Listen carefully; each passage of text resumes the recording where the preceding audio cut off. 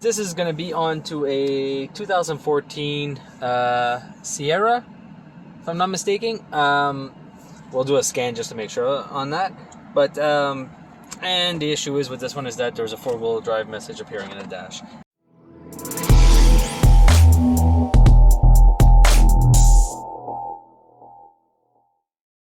And right now the four-wheel drive is locked on. So what we're going to do is take and scan the vehicle. We're going to scan for codes. This isn't the first time that I've done a Sierra that had this issue. But there's two things that ends up happening. One, we can take and reprogram the clutch packs that are into the transfer case, which sometimes fixes it to 100%. And then there's other times where the wiring underneath the dash actually has to be replaced. So what we're going to do, we're going to go to standalone diagnostics on this one. And I'll just save the PDF later on. But I'm pretty sure that we're going to have a code, something with the transfer case clutch packs or something around there. And it's a Silverado, sorry, not a Sierra. Same platform, I think, but engine 5.3. Trailer brake control. I think it has trailer brake control. I don't even know. For some reason, GM asked the weirdest questions. Transfer case single speed switch activated. Nope. 2-speed switch activated. NQH. It's for sure. Let's go with this one because it is manual. The switch is over here and you have to select it yourself, but you also have an automatic function. So let's go diagnose. Let's go control unit. Actually, we'll go auto scan. Electronic brake. Probably might have some codes in that. Yeah. Observable restraint, no faults. Parking brake. Power steering.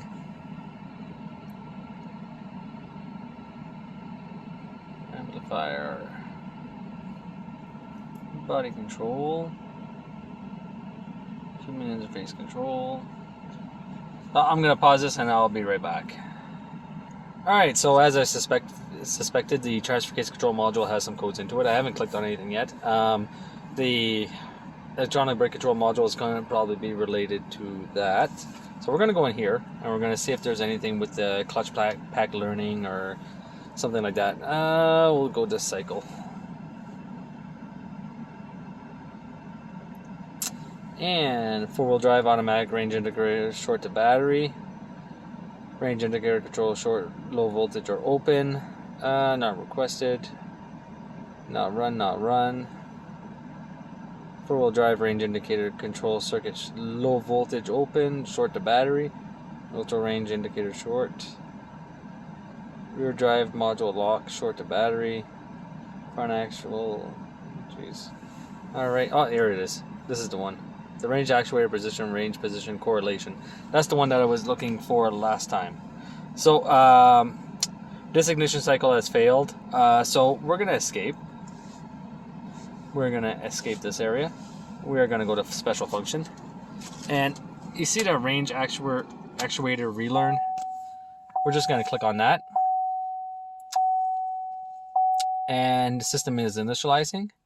And block the wheel, set the parking brake, and set the transmission into neutral.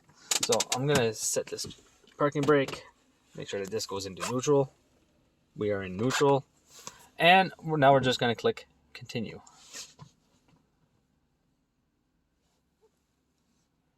And hoping that this takes care of the four-wheel drive issue. Now, like I said, there was one time where the wiring underneath the dash actually had to be replaced in order to fix this issue. So now what we're going to do, we're just going to click on the learn button. It says in progress, and it says failed. Device limits exceed DCC present. So we're going to go into the system, and we're going to take and erase the codes now. It's been a while since I did this, so bear with me. We're going to escape this. We're going to go back into DTCs. We're going to erase the codes. Actually, we're going to go this one. And I'm going to take and save it first because I don't want to lose any of these. And we'll go with the Silverado. Just make it generic.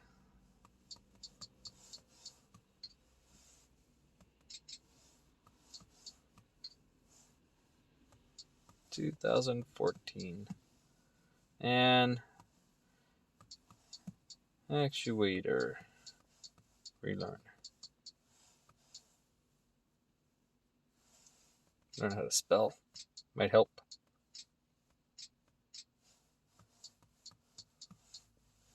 Alright, so now we're going to save that. That one has been saved. We're going to clear all the DTCs now. And I'm not going to start the car because I don't want any DTCs coming back. So, we're going to... I don't know what happened there. Sorry about that, guys. That was just me. Oh, it doesn't want me to erase them. Go DTC display. And yeah, okay. So we're going to clear that DTC. We're going to clear it. Make sure that it's not there. For some reason, it's not letting me clear all of them at once. We'll go back to special function, range actuator relearn. All that is already done. We'll go continue. I want you guys to see how dim this light is onto the four-wheel drive system. So I'm going to click on learn now. And we're going to let it go. And now it's in progress. I can hear all the clutch packs and everything actuating inside. Past, two-wheel drive, two-wheel drive, two-wheel drive. Now after everything has learned, look how nice and bright my my four-wheel drive selector. There we go. How bright my four-wheel drive selector is. So that on some of these vehicles, the Silverados and the Sierras, this will fix the issue of the four-wheel drive malfunctioning. Now, it's not going to work on every single one, but some of them it does. Now, the other instances that I have seen is where I actually had to take and replace the wiring leading up to the transfer case that goes through the floor, which comes all the way over here and comes through the carpet over here. It's a pretty big job. It's not fun, but it's doable. So that was it for this one. I thought I'd just share with you guys how to maybe address the C0398 code. All right, back on the Silverado. I started up the vehicle, and as soon as I started up, I still had a service four-wheel drive message onto the dash.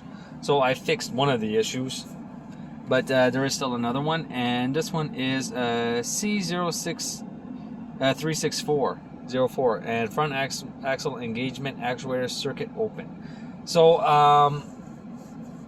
basically an open circuit is telling you exactly that. There's something wrong. Either it's going to be in the wiring or a control module, and might be a fuse. So you have to go and get the wiring diagram, and you have to take and check the circuit that the code is telling you to check, and then you do your diagnosis from there. You don't go and replace the front axle engagement actuator just because you have a code that says that the circuit's open. Like, the actuator might be open, but it might not be open. So we have to take and we have to test this out in order to see what is going on. So before doing any type of real diagnostics onto a car, it's always a good idea to take and do a visual inspection. Now, the actuator for this is over here. Now, here's the funny part. I came down, and the first thing I seen when I came down was boop, a connector. Now, why is there a connector that is unplugged? That I have no idea. But we are going to take and plug this guy back in, and we're going to see if the code goes into history, because this is a hard fault right now. So let's take and plug this guy back in, and then we'll go from there. Maybe there's an error issue, and I'm just not seeing it yet. Ooh, try to keep you guys focused in on this. Alright. You know, sometimes you can't make this stuff up. For all I know, it's in our garage that took and was checking out the code for the clutch pack into the transfer case, and I decided to come down here and start poking and prodding and removing connectors, and forgot to put one in. So let's see what we have, shall we?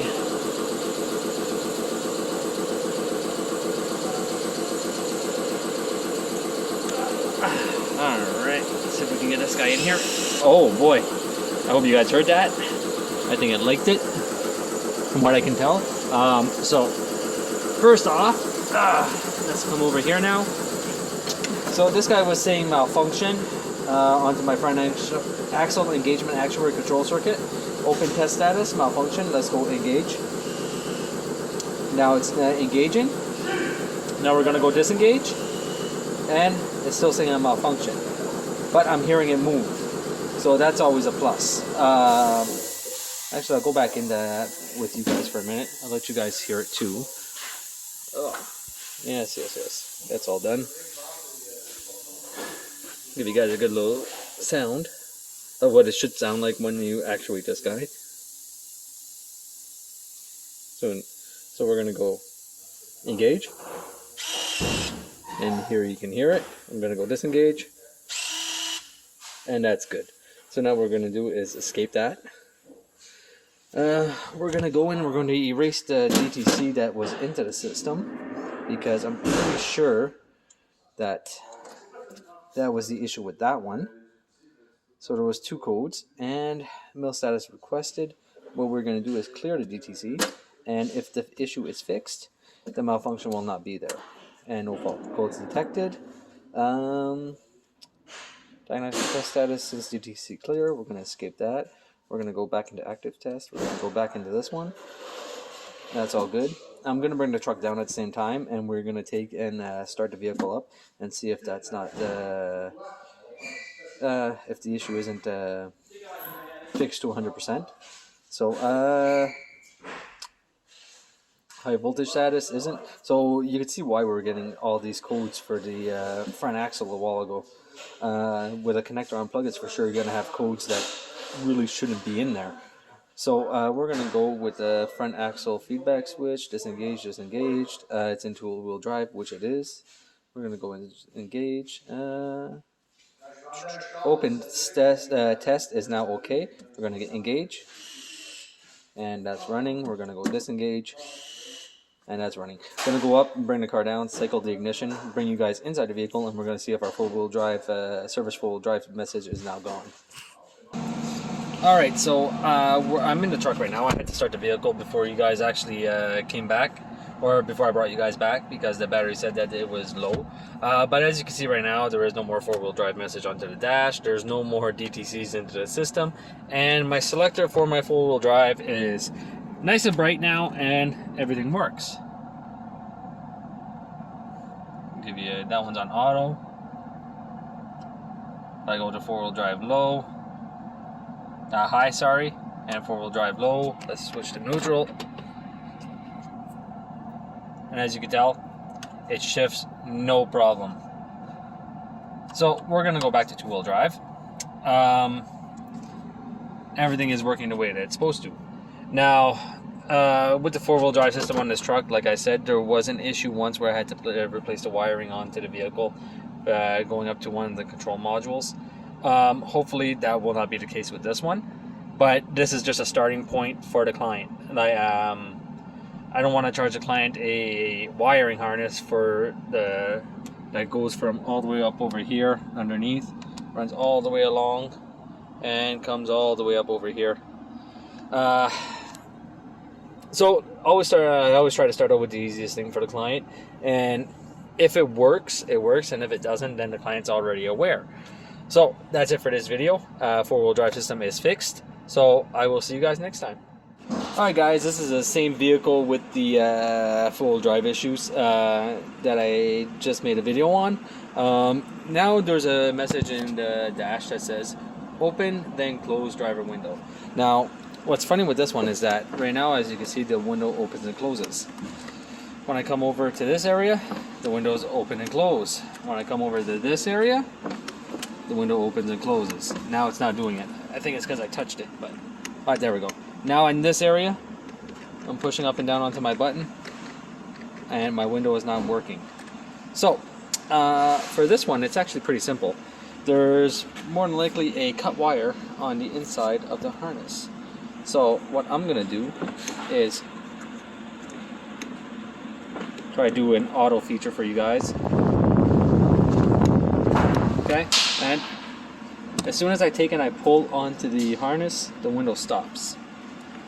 So I'll try to give you guys that again. And if you listen, let's try that again.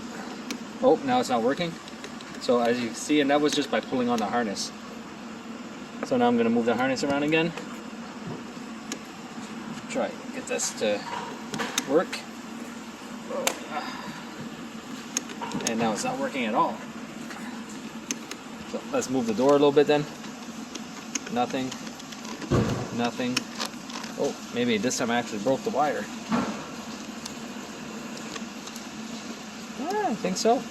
All the other windows work, so I'm pretty sure I probably broke the wire then.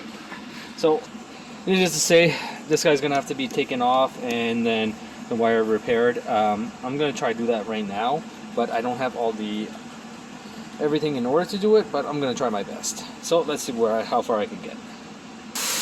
Alright guys, bring you guys back. So I have the door connector out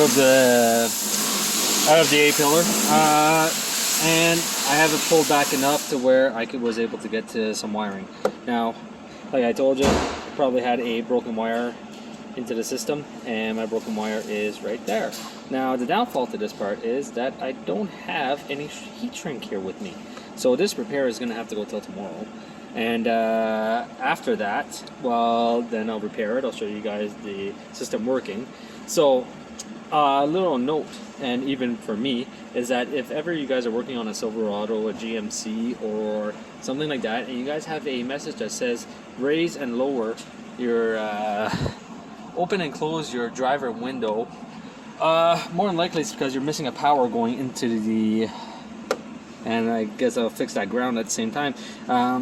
You're missing a power or ground going into your switch that runs through your entire door. So that is going to have to be fixed. I'm going to fix both of them. Like I said, I can't do it tonight because I just don't have the stuff to do it tonight. So that will be a repair for tomorrow.